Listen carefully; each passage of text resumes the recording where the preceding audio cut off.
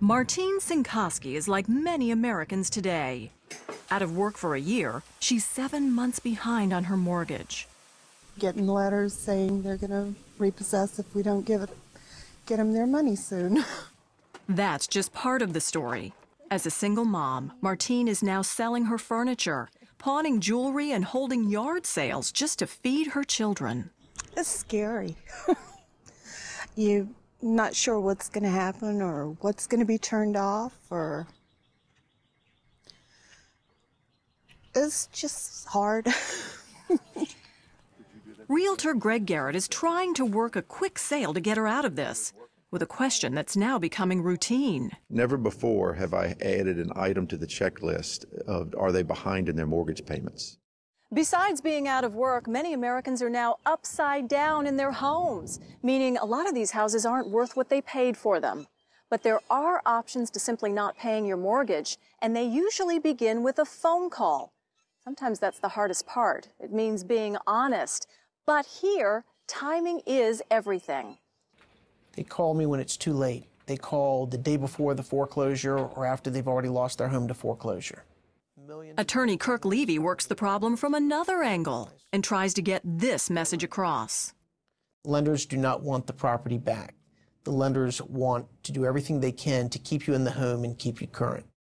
In fact, mortgage companies have an entire division to deal with people behind on their payments. Part of this crisis is about the banks not being staffed and available to help. One big mortgage operation told us that they're sending out 10,000 distress letters a month. Which is why Kirk says make sure everything is in writing. And before you do anything, answer this question. Well, the focus has been, how do I keep my home? But the question you have to ask is, should you keep your home? Not everybody should stay in their home if it's going to be a financial noose around their neck for years to come. Enter option 1, a short sale. This is where the lender agrees to take less for the property, releasing their lien and allowing you to sell it. But like every financial transaction, you have to read the fine print. What is it that people don't understand about short sales, because it's not necessarily getting rid of all of that debt? The short sale releases the lien against the property, but doesn't necessarily release the individuals from the obligation to repay the debt. So if somebody owes $300,000 and the bank says, I'll take $200,000 to release the lien so that your buyers can buy the property, you still may owe the lender the $100,000 difference. And lenders may not tell you that. That's why you need to negotiate a release from the remaining debt.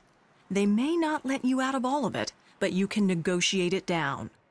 Option 2, deeding the home back to the lender. It's called a deed in lieu of foreclosure. Now, you say that's better than foreclosure. It's not great, but it's better. Why? At least it shows that you are cooperative. You're not paying your loan back, but you save the lender thousands of dollars in conducting a foreclosure sale by deeding the property back to the lender. So this still goes on your credit, but you can make the argument, I worked with them. Correct.